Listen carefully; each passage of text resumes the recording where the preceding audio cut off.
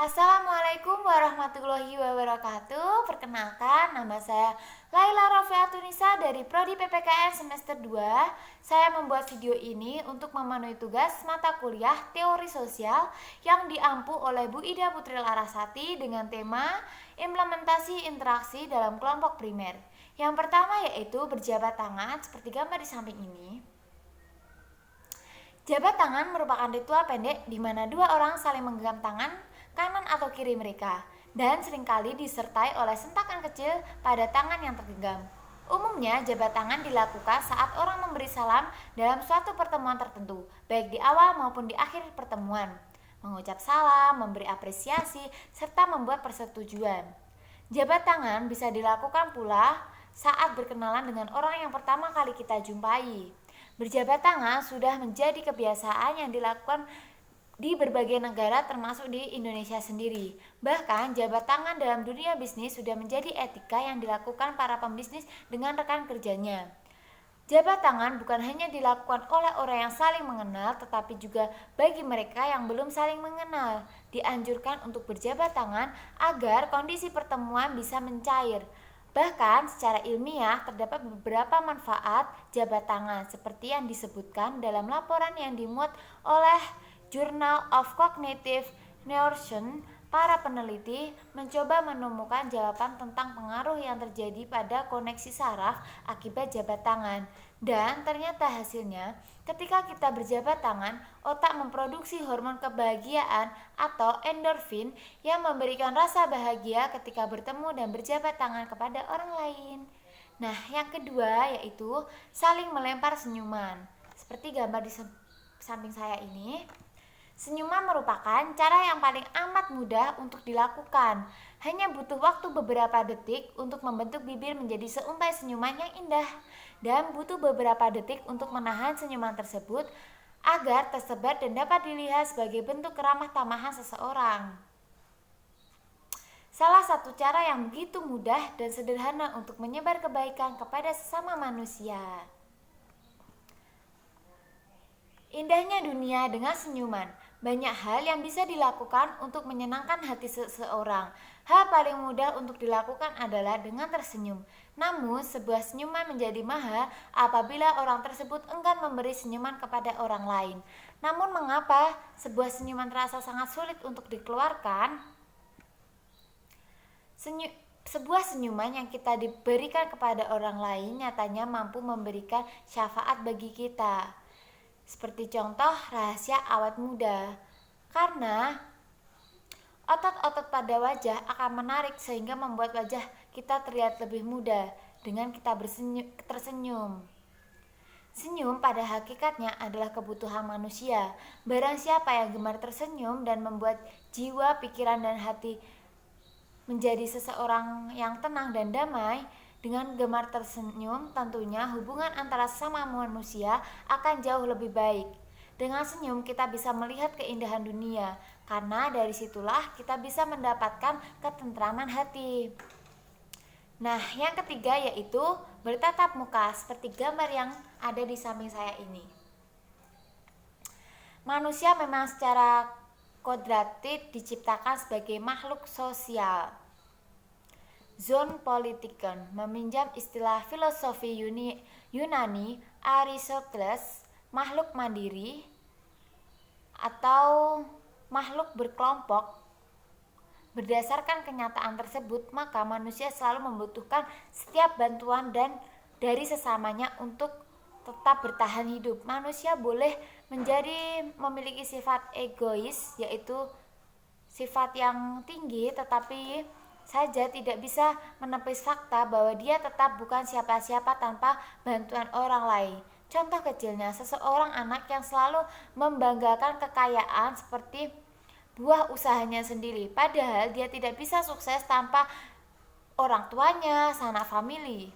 Manusia boleh saja merasa memiliki derajat paling tinggi karena jabatannya, namun tetapi tidak bisa menepis fakta bahwa dia dipilih dan makan dari hasil pajak rakyat.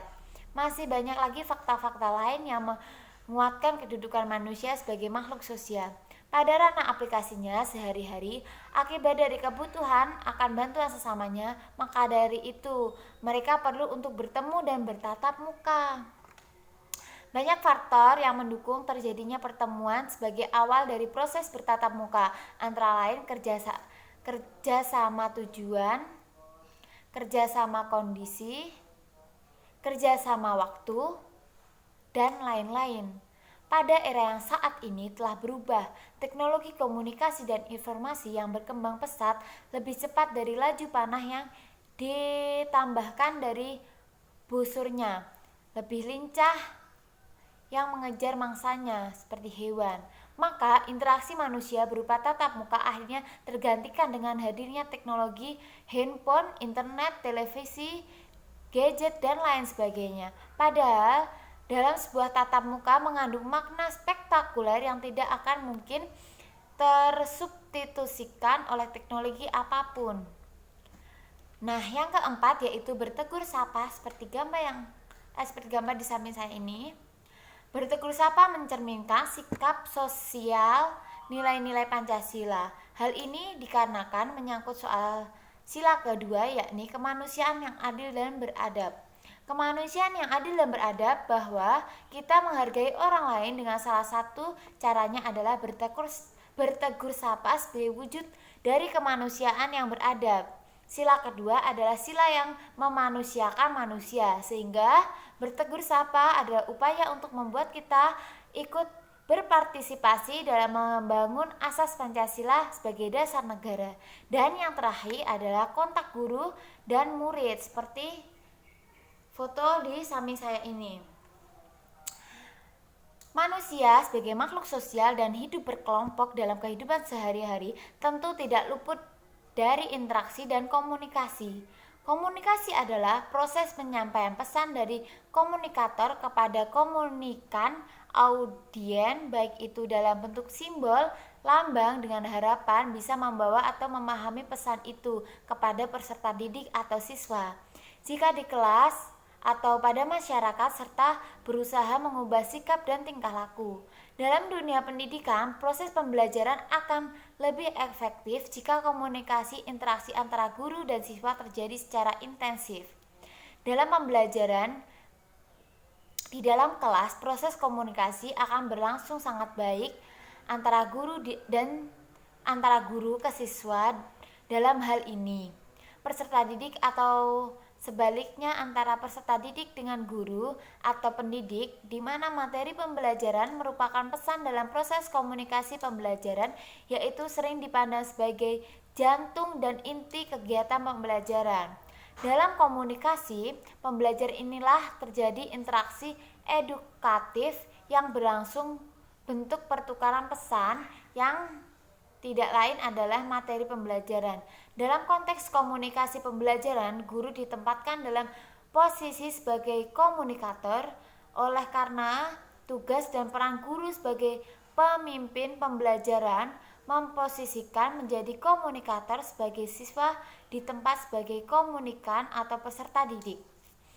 Guru harus menguasai pola interaksi dan teknik komunikasi yang baik dalam proses pembelajaran. Interaksi pembelajaran lebih dikenal dengan istilah edukatif. Interaksi edukatif secara spesifik menurut proses autoinstruksi belajar mengajar memiliki ciri-ciri khusus yang membedakan bentuk interaksi lain. Ciri-ciri interaksi belajar pengajar tersebut. Interaksi belajar mengajar memiliki tujuan. Ada suatu prosedur jalannya interaksi, yaitu terencana. Interaksi belajar mengajar terkadang suatu pengharapan materi yang khusus, ditandai dengan adanya aktivitas siswa dalam interaksi belajar mengajar. Guru berperan sebagai pembimbing. Di dalam interaksi belajar mengajar membutuhkan disiplin dan ada batas waktu.